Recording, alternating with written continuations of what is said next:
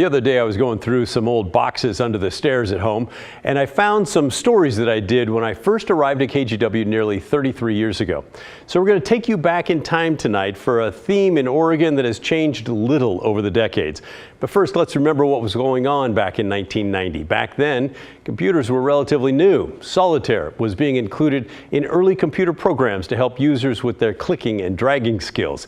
The minimum wage was $3.35 an hour in Oregon, and the Cincinnati Reds had won the World Series. George H.W. Bush was president, and Democrat Barbara Roberts was running to become the first woman governor in Oregon history. I covered that race. It was against Republican Dave Frohnmeyer. Spoiler alert, Roberts won. As part of that coverage, though, I went to Pendleton, where the two were going to hold a debate, and I reported on the urban-rural divide. We're going to show you that. We're doing it because it's a bit of context to the struggles that are underway now with things like the Greater Idaho movement. That feeling has really been around for a long time. You're going to notice that I was a lot younger then. You'll also notice the camera moves a little bit during the intro. I'm not sure what was going on with that. But anyway, here's a peek inside my personal vault.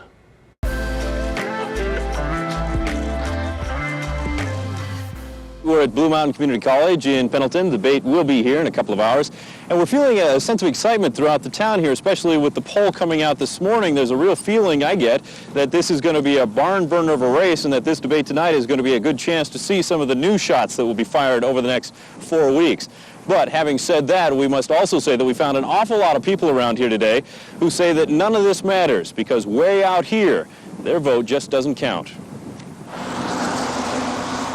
At the Trails End Barbershop on Pendleton's Main Street. So how are you today? You can get a haircut for $7 and an earful of politics. I think they're just trying to sway us to vote for their way.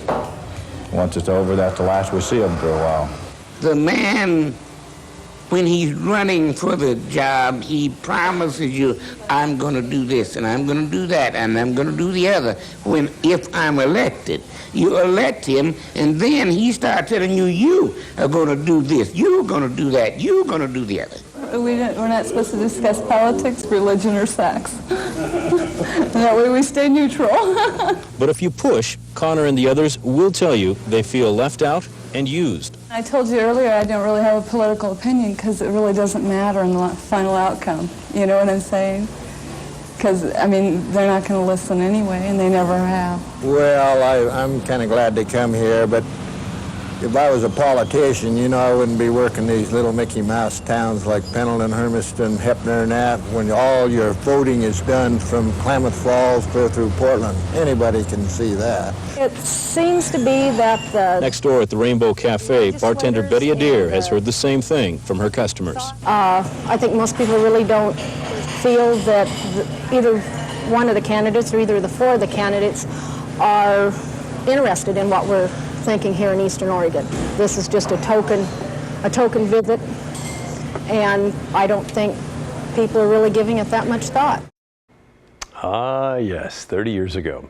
As for the election, Barbara Roberts did win. So did the property tax limitation initiative called Ballot Measure 5.